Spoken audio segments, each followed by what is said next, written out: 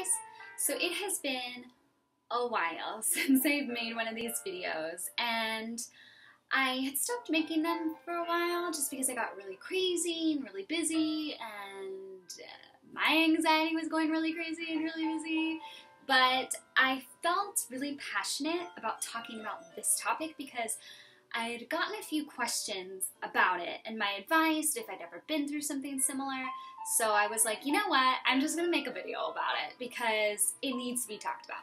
So what I'm talking about specifically is going on medication for your anxiety or depression. So it's a little bit of a controversial topic just because even though as a society we're getting better on not stigmatizing mental health issues or any of those things, for some reason it's this weird taboo thing to go on medication for it. Personally, I have been on medication for it 2 times, and it's hard. It's a hard decision to make. And I want to preface, I am not a doctor, I'm not a psychologist, I'm not a therapist. So all of this information I'm going to give you and talk about is all personal research I've done and my personal opinion. So take it with a grain of salt. I highly encourage you to do your own research on the topic and form your own opinion. So anyway, deciding to go on medication. Now, I think it's important to get the help you need if you need it. That being said, sometimes I think we're all too fast to just jump to medication and see it as, come on computer, don't go to sleep, and see it as like an instant fix.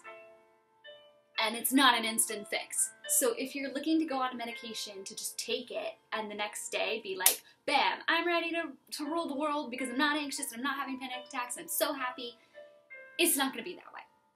So deciding to go on medication, the rule of thumb I go by, and I believe is the rule of thumb that a lot of therapists or psychiatrists go by, is medication is useful if you are at a point in your anxiety or depression or whatever have you where it is hindering and stopping you from functioning in your day-to-day life.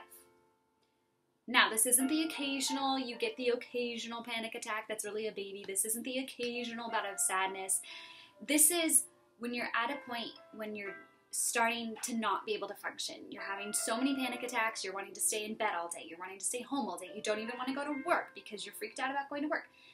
That is when it's a good time to start looking at it and to start discussing about it with your therapist. And many times when you're already going to talk therapy, they'll get to a point where they go, you know what, I think it's time to maybe consider medication.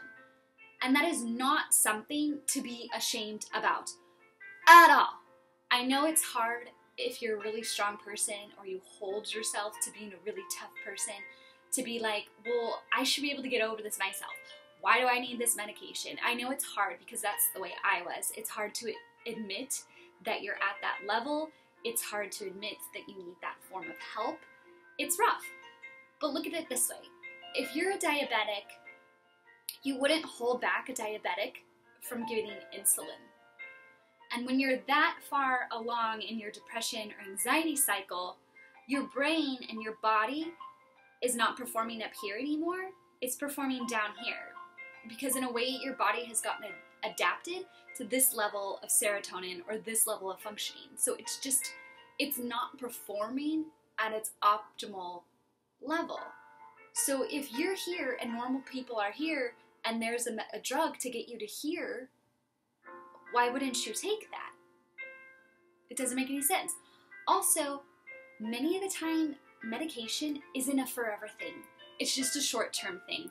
In my cases, it's been I'm here and I don't have the support physically where I am because I live in Southern California and my family is in the Bay Area to be able to get over it myself.